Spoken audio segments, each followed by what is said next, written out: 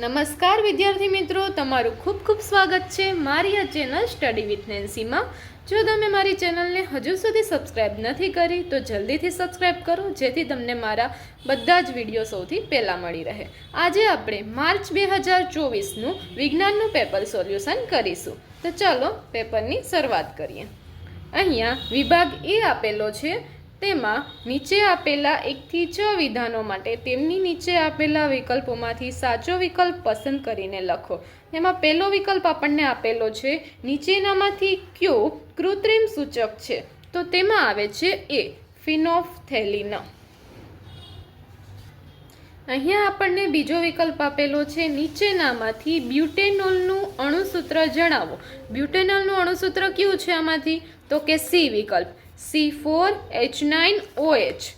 ત્યારબાદ ત્રીજો વિકલ્પ જોઈએ તો મનુષ્યમાં મૂત્રપિંડ એ ખાલી જગ્યા સાથે સંકળાયેલ એક તંત્રનો ભાગ છે. તો તેમાં આવશે ઉત્સર્જન, સી ઓપ્શન. ત્યારબાદ ચોથો વિકલ્પ જોઈએ તો તેમાં આપેલું છે, વિદ્યુત બલ્બની ફિલામેન્ટમાં ટંગસ્ટન ધાતુનો ઉપયોગ કરવામાં આવે છે કારણ કે. તો તેમાં આવશે બી, તેની અવરોધકતા અને ગલન બિંદુ બંને કેવા હોય છે? ઊંચા હોય છે. અહીંયા આપણને પાંચમો વિકલ્પ આપેલો છે, તેનો આપણે આકૃતિ ઉપરથી આન્સર આપવાનો છે. નીચેની આકૃતિમાં વસ્તુનું સ્થાન 2F1 અને F1 ની વચ્ચે છે, તો પ્રતિબિંબનું સ્થાન ક્યાં મળશે? હવે આ આકૃતિ જોઈને આપણે એનો જવાબ બતાવવાનો છે. તેના ઓપ્શન અહીંયા નીચે આપેલા છે. તેમાં આવશે એ 2F2 થી દૂર. છઠ્ઠો વિકલ્પ આપણે જોઈએ તો સામાન્ય દ્રષ્ટિ ધરાવતી પુખ્ત વ્યક્તિ માટે સ્પષ્ટ દ્રષ્ટિ અંતર આશરે ખાલી જગ્યા છે. તેમાં આવશે વિકલ્પ સી 25 સેન્ટીમીટર. ત્યાર પછીનો પ્રશ્ન આપણને આપેલો છે, નીચે આપેલા વિધાનો સાચા બને તે રીતે ખાલી જગ્યા પૂરો. સાતમી ખાલી જગ્યા છે, આલ્કીન સમાનધર્મી શ્રેણીનો પ્રથમ સભ્ય ખાલી જગ્યા છે. તો તેમાં આવશે મિથેન. ત્યારબાદ આઠમી ખાલી જગ્યા, માનવ જાતિમાં જન્યુમાં રંગસૂત્રોની સંખ્યા ખાલી જગ્યા હોય છે. તો તેમાં આવશે 46. ત્યારબાદ નવમું, ખાલી જગ્યાની દિવાલ જાડી અને સ્થિતિસ્થાપક હોય છે.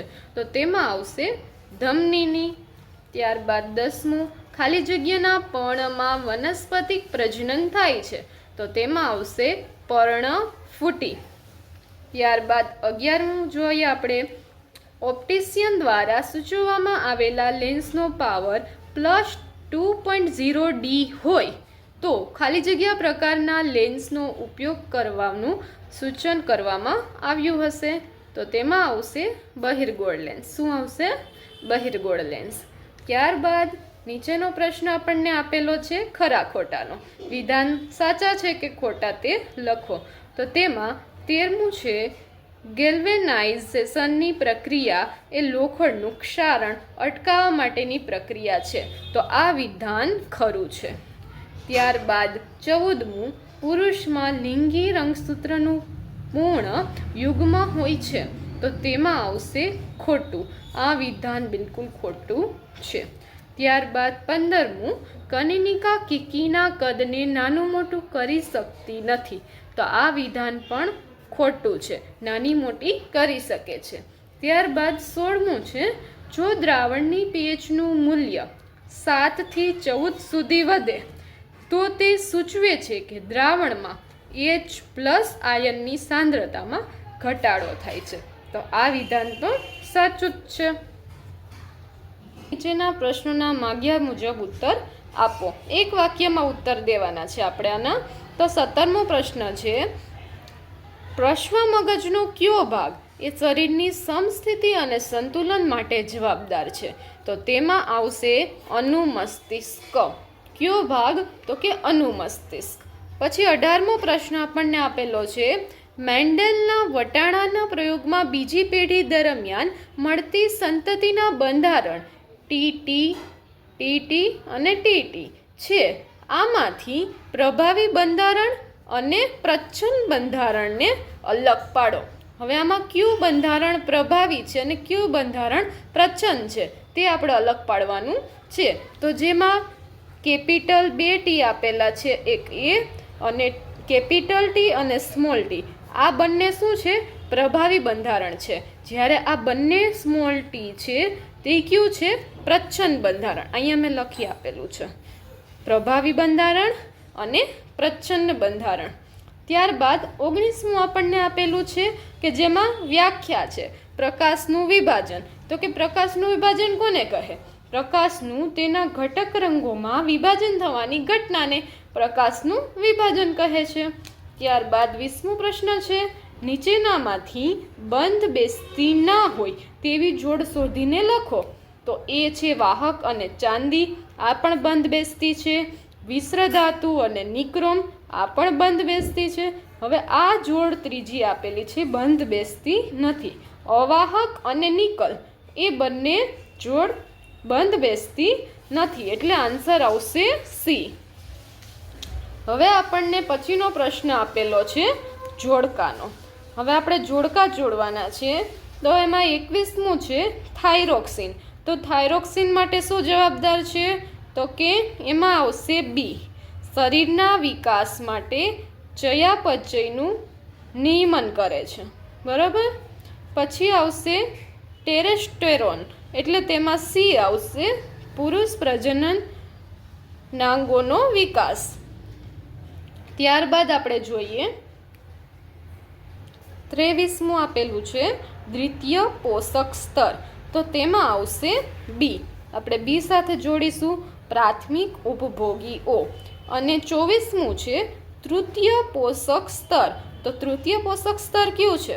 તો કે દ્વિતીય ઉપભોગીઓ, બરાબર. 21માં બી આવશે, 22માં સી, 23માં બી અને 24માં એ. હવે આપણે વિભાગ એ પૂર્ણ કર્યો છે. હવે પહોંચ્યા છે આપણે વિભાગ બી તરફ. તો વિભાગ બીમાં આપેલા છે પ્રશ્નોના જવાબ લખવાના, તે આપણે માગ્યા મુજબ લખવાના છે. એટલે આમાં તમારે 40થી 50 શબ્દોમાં ઉત્તર લખવાના રહેશે. 25મો પ્રશ્ન છે, તેલ તેમજ ચરબીયુક્ત ખાદ્ય પદાર્થોની સાથે નાઇટ્રોજન વાયુને ભરવામાં આવે છે, શા માટે? આ પ્રશ્નનો ઉત્તર આપણે આપવાનો છે 40થી 50 શબ્દોમાં. ત્યારબાદ 26મો પ્રશ્ન છે, આયનીય સંયોજનોના કોઈ પણ બે સામાન્ય ગુણધર્મો લખો. ત્યારબાદ 27મો પ્રશ્ન તફાવતનો છે, ધમની અને શિરા. આ તો ખૂબ સરળ પ્રશ્ન છે. ત્યારબાદ 28મો પ્રશ્ન છે, પુષ્પના આયામ છેદની નામ નિર્દેશન વાળી માત્ર આકૃતિ દોરો. આમાં માત્ર આકૃતિ દોરવાની છે 28મા પ્રશ્નમાં. ત્યારબાદ આપણને 29મો પ્રશ્ન આપેલો છે, તે થોડો મોટો છે પરંતુ ખૂબ જ ઇઝી છે. જોઈએ, એમાં પેરેગ્રાફ આપેલો છે પહેલાં, અને એમની નીચે બે પ્રશ્ન આપેલા છે, એ અને બી.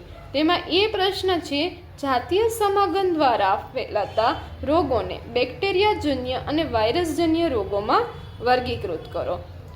તેમજ બી આપેલું છે, ગર્ભધારણ રોકવા માટેની યાંત્રિક પદ્ધતિઓ માટે કોઈ પણ બે સાધનોના નામ જણાવો.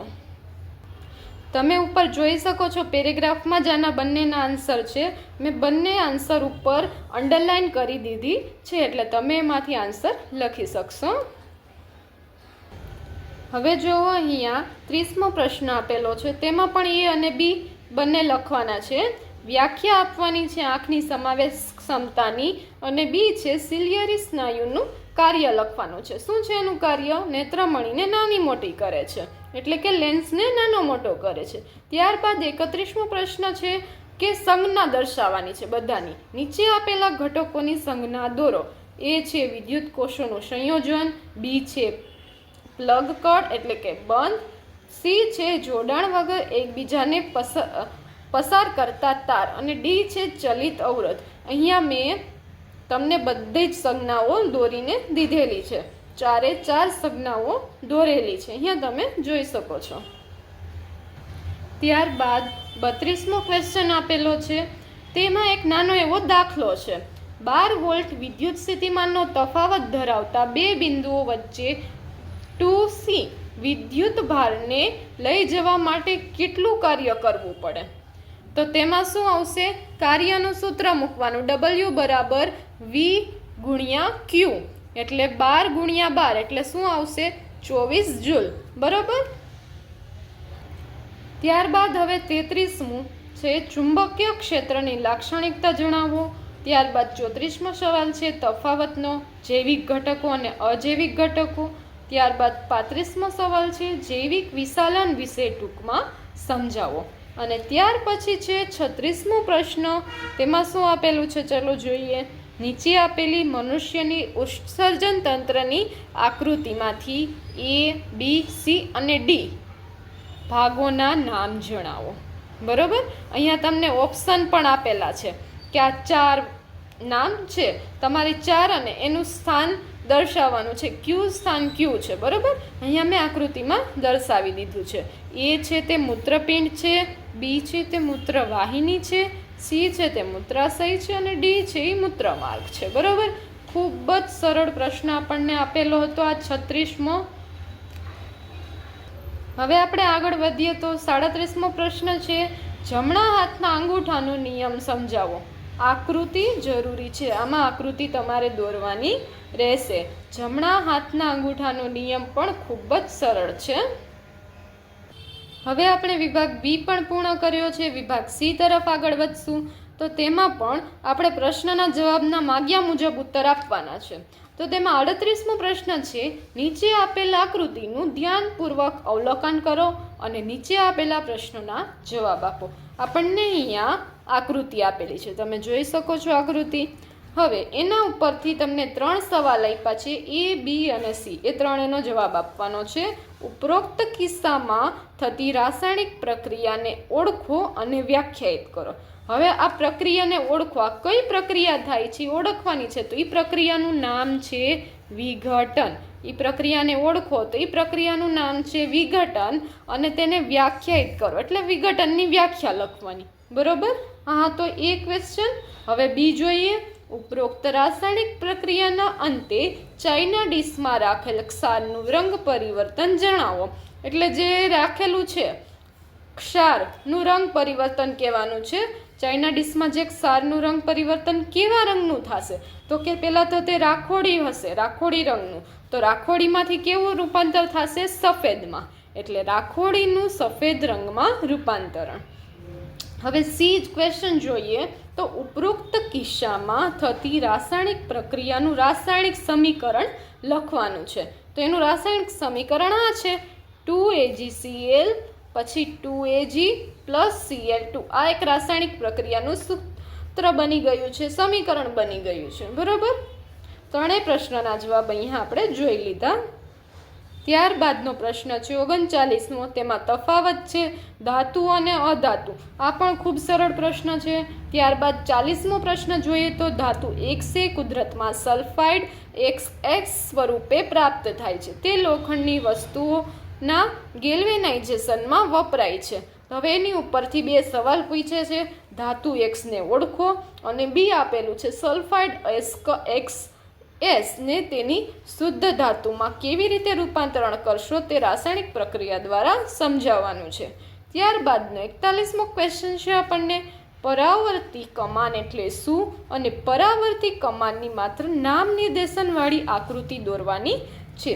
ત્યારબાદ 42મો પ્રશ્ન છે અલિંગી પ્રજનનના પ્રકારોના નામ લખવાના છે અને તે પૈકી કોઈ પણ 2 પ્રકારના અલિંગી પ્રજનન વિશે સમજાવવાનું છે. અહીંયા આકૃતિ જરૂરી નથી. અહીંયા તમે જોઈ શકો છો 43મો પ્રશ્ન આપણે પહોંચ્યા છીએ. તો 43મા પ્રશ્નમાં એ અને બી આપેલા છે. એ છે નર માનવ પ્રજનન તંત્રની માત્ર નામ નિર્દેશનવાળી આકૃતિ દોરવાની છે અને બીમાં છે શુક્રપિંડનું કાર્ય જણાવવાનું છે. બરાબર. પછી 44મો પ્રશ્ન છે એક અંતર્ગોળ લેન્સની કેન્દ્ર લંબાઈ 15 સેન્ટીમીટર છે. વસ્તુને લેન્સથી કેટલા અંતરે રાખવી જોઈએ કે જેથી તેનું પ્રતિબિંબ લેન્સથી 10 સેન્ટીમીટર દૂર મળે. લેન્સ દ્વારા મળતી મોટવણી પણ શોધો. ત્યારબાદ 45મો ક્વેશ્ચન છે અંતર્ગોળ અરીસાના વક્રતા કેન્દ્ર પર મૂકેલી વસ્તુ માટે મળતા પ્રતિબિંબની કિરણાકૃતિ દોરો અને બીમાં આપેલું છે અંતર્ગોળ અરીસાના કોઈ પણ 2 ઉપયોગો લખો. ત્યારબાદ 46મો પ્રશ્ન છે વિદ્યુત પ્રવાહની તાપીય અસરના વ્યાવહારિક ઉપયોગો ઉદાહરણ આપી સમજાવો. બરોબર. આ પણ સરળ ક્વેશ્ચન હતો. ત્યારબાદ વિભાગ ડી તરફ આગળ વધીએ તો વિભાગ ડીમાં 47મો પ્રશ્ન છે વિરંજન પાવડરની બનાવટ રાસાયણિક પ્રક્રિયા દ્વારા સમજાવવાની છે અને વિરંજન પાવડરના 2 ઉપયોગો લખવાના છે. એ પણ સરળ ક્વેશ્ચન છે. 48મો પ્રશ્ન જોઈએ. એમાં એ અને બી આપેલા છે. એમાં એ છે મનુષ્યના પાચન તંત્રમાં પીએચનું મહત્વ અને બી છે પીએચમાં ફેરફારને કારણે દાંત કેવી રીતે સડે છે તે સમજાવવાનું છે. 49મું છે નીચે આપેલા પ્રશ્નોના જવાબ લખો. તેમાં પણ એ અને બી છે. એમાં એ છે એસ્ટીકરણની પ્રક્રિયા રાસાયણિક સમીકરણ સાથે સમજાવો તથા એસ્ટરના ઉપયોગો લખો અને બી છે ઇથેનોઇક એસિડના ગુણધર્મ લખો. આપણે આગળ વધીએ 50મા પ્રશ્ન તરફ. 50મો પ્રશ્ન આપેલો છે નીચે આપેલા પ્રશ્નોના જવાબ આપો. એમાં એ છે પ્રકાશ સંશ્લેષણ એટલે શું અને પ્રકાશ સંશ્લેષણનું સંતુલિત રાસાયણિક સમીકરણ લખો.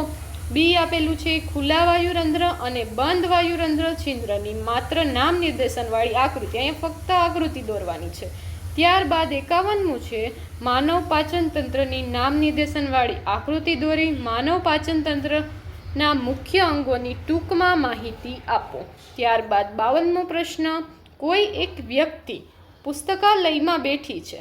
તે વ્યક્તિ પુસ્તકાલયમાંથી પોતાનાથી 15 ફૂટ દૂર આવેલી દિવાલ પરનું લખાણ સ્પષ્ટ રીતે વાંચી શકે છે પરંતુ તેના ટેબલ પર પડેલ પુસ્તકને વાંચે છે ત્યારે પુસ્તકમાં છાપેલા અક્ષરોને સ્પષ્ટ રીતે વાંચી શકતી નથી. તો આ જે આપ્યું છે મેં વાંચ્યું તેના ઉપરથી આપણે આ 3 પ્રશ્નના જવાબ આપવાના છે એ બી અને સી. બરાબર. ત્યારબાદ આપણો 53નો ક્વેશ્ચન છે નીચે આપેલા પ્રશ્નોના જવાબ આપો. એ છે ઘરેલું વિદ્યુત પરિપથની માત્ર નામ નિર્દેશનવાળી આકૃતિ દોરો. ત્યારબાદ બી આપેલું છે ઘરેલું વિદ્યુત પરિપથમાં ફ્યુઝ અને અર્થિંગ વાયરનું મહત્વ સમજાવો. ત્યારબાદ આપણો છેલ્લો પ્રશ્ન છે 54મો નીચે આપેલા પ્રશ્નોના જવાબ આપો. એમાં એ છે ઓઝોન કેવી રીતે બને છે તે સમીકરણ સહિત સમજાવો. ત્યારબાદ છેલ્લો અને બી ક્વેશ્ચન આપણો કે કચરાના નિકાલની સમસ્યાને ઓછી કરવામાં તમે શું યોગદાન આપી શકો છો તમારા વિચારો જણાવો. અહીંયા આપણું પેપર પૂર્ણ થાય છે.